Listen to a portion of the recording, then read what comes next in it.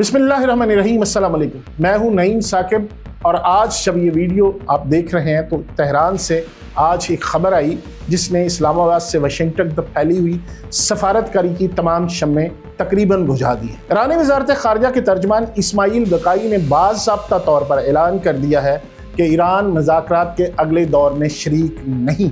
वो मेज़ जिसकी तरफ पूरी दुनिया उम्मीद भरी नज़रों से देख रही थी उसे एक ही झटके में उलट दिया गया है।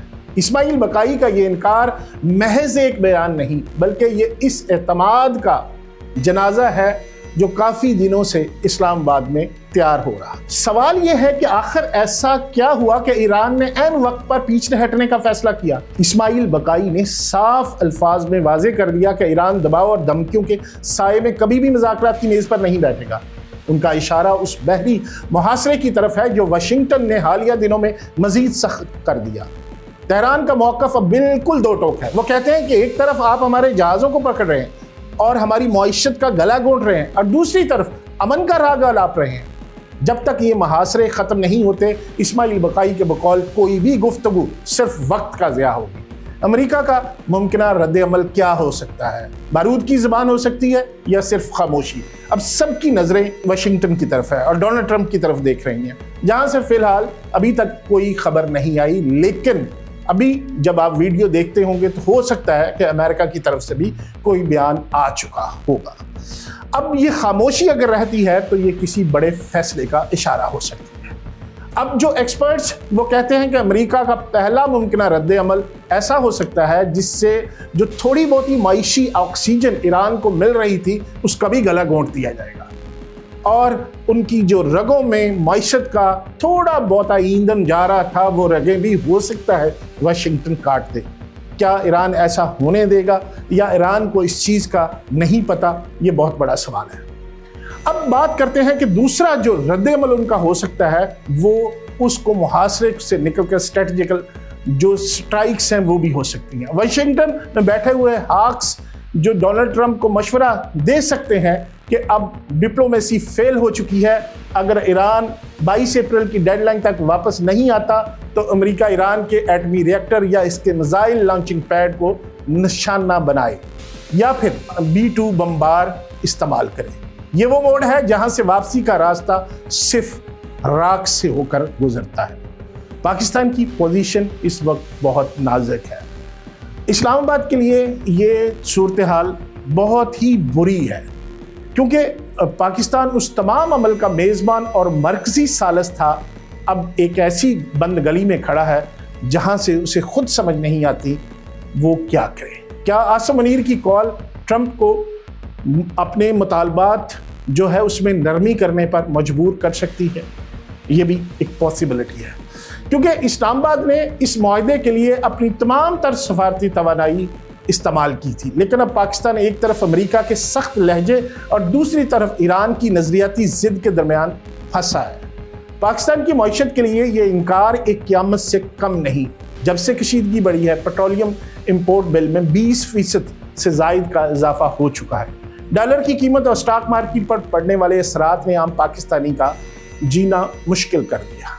इस्लामाबाद अब सालस से बदलकर जो क्राइसिस मैनेजर के तौर पर काम कर रहा है, लेकिन क्या एक नाजुक मईशत वाला मुल्क दो जिद्दी ताकतों को एक मेज़ पर लाने का बोझ उठा सकता है? हकीकत यह है कि आज मेज़ पर पड़ी वो खाली कुर्सी पूरी दुनिया को पुकार पुकार कर कह रही है कि अमन के मौके हमेशा नहीं रहते। जब जिद और अना के पहाड़ खड़े हो जाए तो फिर मासूम लोगों का लहू इन पहाड़ों को पिघलाता है। तेहरान का इनकार और वाशिंगटन की मुमकिन संगीन जवाबी कार्रवाई सिर्फ दो मुल्कों का मामला नहीं, ये इस खित्ते की तकदीर का फैसला है जहां मैं और आप रहते हैं। और अब समझते हैं कि तेहरान की दोगली ज़बान यानी कालीबाग की हाँ और बकाई की ना के पीछे असल में है क्या। दोस्तों, तेहरान की सियासत को समझना किसी उलझी हुई पहेली को सुलझाने जैसा। एक तरफ मोहम्मद बाकर कालीफा हैं जो कालीबाफ हैं, जो पार्लियामेंट के स्पीकर हैं और निज़ाम के एक मजबूत सतून समझे जाते हैं। वो मुज़ाकरात की हमायत कर रहे हैं। वो कह रहे हैं कि हमें सफारतकारी का दरवाज़ा बंद नहीं करना चाहिए, लेकिन दूसरी तरफ वज़ारत ख़ारिजा के तर्जमान इस्माइल बकाई है जो दो टोक इनकार कर रहे हैं। क्यों? आखिर एक ही रियासत के दो अहम करिंदे अलग अलग सतून में क्यों खड़े हैं? Good cup bad cup strategy.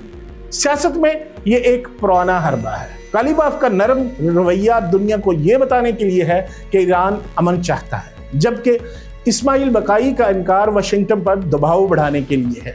हम मजबूर नहीं हैं। ये एक सोची समझी चाल हो सकती है ताकि अमेरिका को यह एहसास दिलाया जाए कि अगर उसने पाबंदियों में नरमी ना की तो ईरान में सख्त गीर तबका हावी हो जाएगा और मुज़ाकरात की मेज उल्ट देगा। अब ये समझने की कोशिश करते हैं कि इख्तियारात असल में है किसके पास। इस्माइल बकाई वजारत खारजा के तर्जमान हैं और वजारत खारजा पर इस वक्त पासदारान इनकलाब का साया बहुत गहरा है। बकाई का इनकार दरअसल इन फौजी और नजरियाती हलकों की आवाज़ है जो समझते हैं कि जब तक अमेरिका बहरी मुहासरा ख़त्म नहीं करता मेज़ पर बैठना सरेंडर के मतरादफ है। कालीबाफ एक सियासतदान है, वो मईशत की तबाही और अवाम के गुस्से को देख रहे हैं, इसलिए वो मुज़ाकरात को एक ऑक्सीजन के तौर पर देखते हैं। अब दूसरा रद्द-ए-अमल ये भी हो सकता है कि एक जो नेगोशिएशन होती है उसमें कीमत बढ़ाने का एक फ़न कहा जाता है। कालीबाफ का जो इस्माइल बकाई का इनकार असल में ये भी हो सकता है कि मुज़ाकरात से पहले कीमत बढ़ाने का तरीका। तेहरान वाशिंगटन को ये पैगाम दे रहा है कि हमें आपकी ज़रूरत नहीं। बकाई का सख्त बयान इस्लामाबाद में होने वाले अगले दौर के लिए एक प्रेशर टैक्टिक है ताकि अमेरिका अपने 15 नकाती प्रोग्राम में लचक पैदा करे।